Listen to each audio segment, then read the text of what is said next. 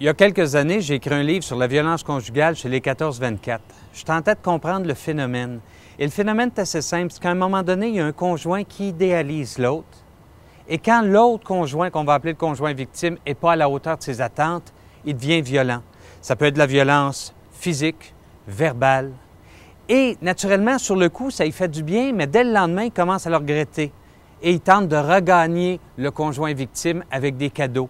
Ça peut être un voyage dans le sud, promesse d'un week-end amoureux dans les Laurentides. Ça peut être un téléviseur au plasma ou un bouquet de fleurs.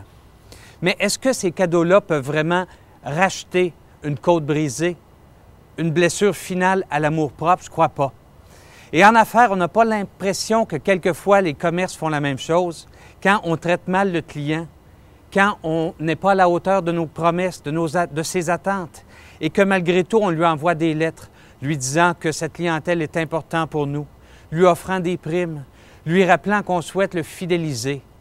Être un client à ce moment-là, je me dirais, bien, si vous voulez me fidéliser, arrêtez les cadeaux et servez-moi bien dès la première fois. C'est tout. En affaires comme en amour, c'est pas se racheter qui est important, c'est d'être à la hauteur des défis, à la hauteur de la relation, c'est faire en sorte d'être un bon partenaire. C'est tout.